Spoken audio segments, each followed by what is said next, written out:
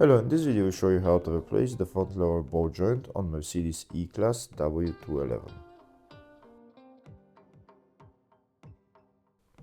So this is the ball joint that we're going to be replacing. In order to remove the ball joint, first we need to remove this lower control arm. To remove the control arm, first we need to remove this nut for the ball joint, and also we need to remove the two bolts for the shock for the twist rod and the rear part of the control arm.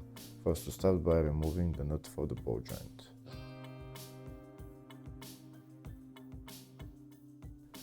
If the video is useful, please like and comment on the video and subscribe to the channel to see more videos like this.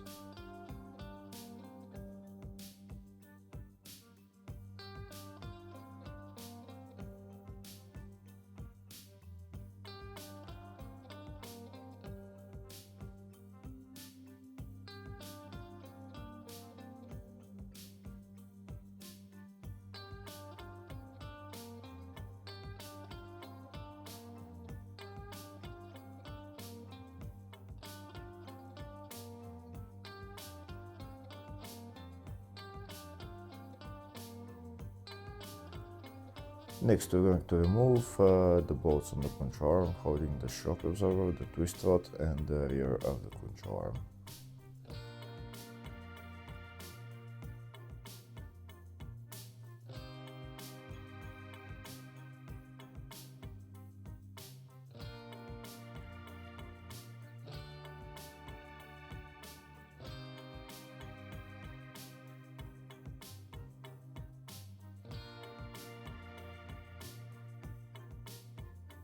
Next, we're going to remove the rear bolt of the control arm. We're going to hold the nut from here and take the bolt out through there. That's the bolt right there.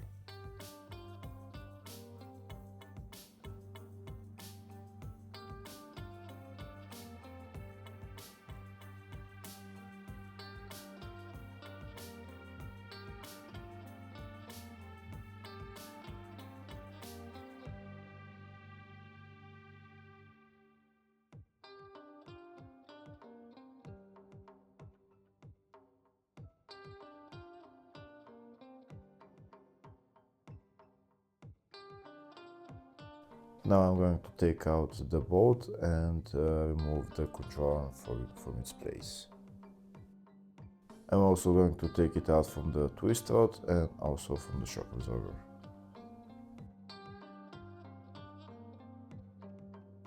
Next, I'm going to separate the control arm from the ball joint. To do that, I'm going to use my ball joint separator tool.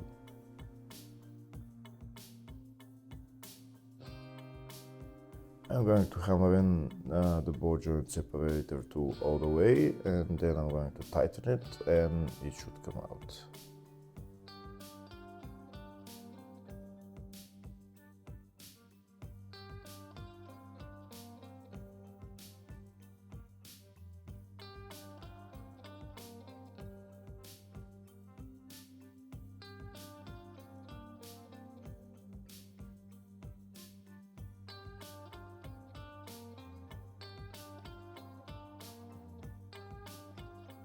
Here you can see I'm tightening the ball joint separator tool, but the ball joint is stuck into the control arm, so I'm going to heat it up a little bit in order for the ball joint to separate from the control arm.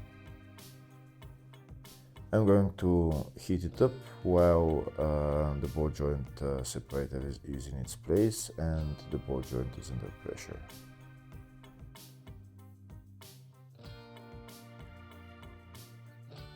And here you can see the ball joint separated the job, and that's the control arm out of the ball joint. Next, I'm going to remove the nut holding the other control arm and take out this control arm as well.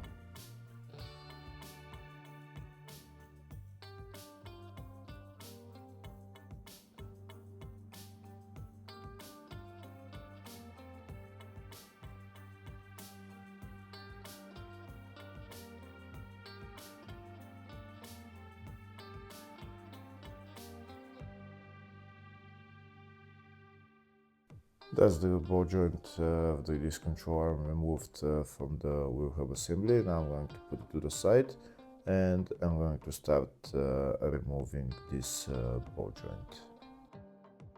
To remove the ball joint, we need to push the ball joint upwards. It will come out from the top. So I've put a ring on top that's bigger diameter than the ball joint, and this is my tool that I'm going to push the ball joint with. This tool will push the ball joint from the bottom and it will come out at the top. You can see the ball joint got pushed in fairly easily, and that's the ball joint out.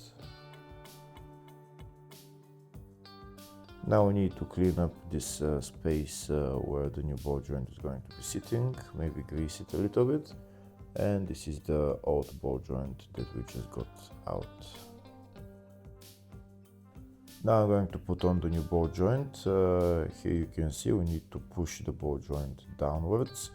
So I get a ring that's exactly the diameter of this metal ring of the ball joint, and this way we'll push it down. I'm again using this tool for the ball joint, so we need to just push it. We need to tighten this thing, and you can see the ball joint is going in. We need to continue to push it in until it goes in all the way. Just make sure it goes evenly on all sides, and now you can see it's all the way in, so we can remove our tool, and that's the ball joint replaced.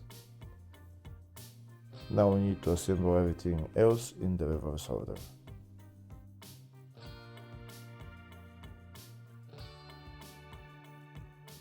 Next we're going to put on the new control arm. We're going to put in the drop ball joint first. We're going to put the nut on. And we're also going to tighten the nut.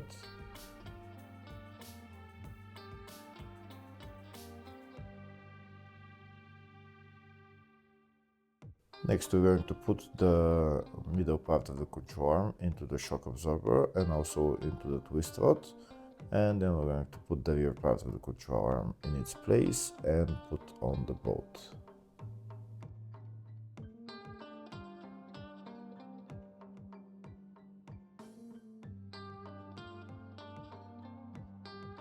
That's the rear bolt on. Now I'm going to put on the nut, and I'm not going to tighten it yet. I'm also going to put the bolt on for the shock absorber and also for the twist rod. I'm not going to tighten any of the bolts yet. I can only tighten this twist rod bolt, but the bolt for the shock absorber and also the rear bolt of the controller, I'm going to tighten them when I lift up the suspension. To put the twist rod in all the way, we just need to turn this bolt joint on the control arm, because there is exact space where the twist rod is going to be sitting, and now I can put on the nut and tighten it. Now, before tightening the bolts for the shock absorber and the rear bolt of the control arm, first I'm going to lift up the suspension all the way, and then I'm going to tighten the bolts. I do that because when I lift the suspension and I tighten the bolts, when the car is sitting on the ground, there's not going to be any pressure on the bushings of the control arm. Once I tighten those bolts, then we're done. Hopefully the video was helpful. Please like and comment on the video and subscribe to the channel. Thank you.